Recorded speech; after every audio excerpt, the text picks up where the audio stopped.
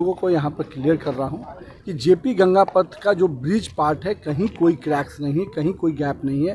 पूरी तरह से जेपी गंगा पथ अभी सुरक्षित है। जहाँ तक जो गैप आप लोगों ने देखा था, जिस गैप की चर्चा हुई थी, वो रोड पार्ट का है। और जनरली जो ब्रिज और रोड के बीच में वो स्पेस गैप दिया जाता है ताकि दोनों के बीच का जो फ्रिक्वेंसी है, समाउ प्रेशर जब बनता है तो वो गैप रहने दिया जाता है और उस गैप को समाउ फिलिंग किया जाता है ताकि कभी कभी वो गैप मेंटेन भी रहे और हम लोग टेक्निकली तरीके से भी उसको हमेशा मॉनिटर करते रहें। अभी के समय में जो रोड के विषय पे आया है गैप का, उसको हम लोगों ने और वेरीफाई करने के लिए हम लोग संतुष्ट हैं, लेकिन चूंकि आम जनमानस में कोई संशय न रह जाए तो इसके लिए हम लोगों ने फिर से अपने जो टेक्निकल टीम है उसने वाइट पैचेज देकर उस पूरे एरिया को रखा है ताकि तुरंत में कोई भी वेरिएशन न होगा तो हम लोग को तुरंत पता चल जाएगा। अभी NIT पटना के प्रोफेसर्स को उसको लगाया गया है और ये प्रिकॉशनरी है, लोगों के मन में संशय न रहे उसके लिए।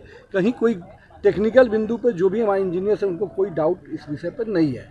इसके बावजूद भी हम लोग पूरे राज्य में ब्रिज मेंटेनेंस पॉलिसी ला रहे हैं और ब्रिज मेंटेनेंस पॉलिसी का एक बड़ा पार्ट है थर्ड पार्टी ऑडिट।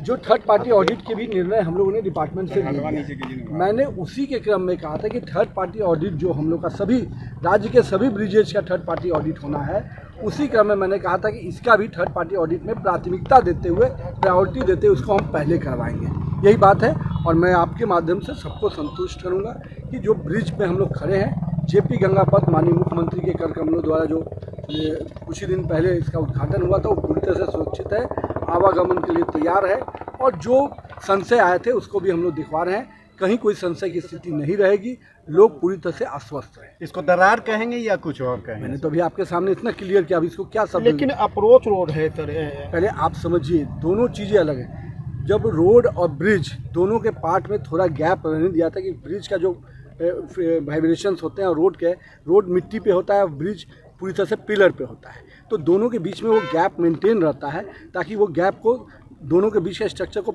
स्ट्रेंथन नहीं करके गैप रहने दिया जाता है। उसका टेक्निकल रीजन है, उसको भी समाउ फिलिंग किया जाता है ताकि कभी कभी मान लीजिए और वो गैप नीचे में वही स्पेस रहता है, ऊपर से केवल फिलिंग करके उसका सरफेस ठीक रखा जाता है। वो दोनों के बीच में स्पेस रहने के लिए टेक्निकल कारण है। अब इस चीज़ को जो भी हमारे इंजीनियर्स हैं वो बेहतर समझते हैं और हम लोग आपको आश्वस्त कर सकते हैं कि ये कोई थ्रेट नहीं है इस ब्रिज पे, कहीं कोई ब्रिज के पार्ट में थ्रेट नहीं है। और रोड्स में जो रोड पार्ट है वो मिट्टी का जो सिंकिंग कभी कभी होता है तो वो विषय आता है, उसको समाउ हमेशा फिलिंग करके मेंटेन किया जाता है। सर, अगवानी घाट पुल को लेकर क्या अपडेट है सर?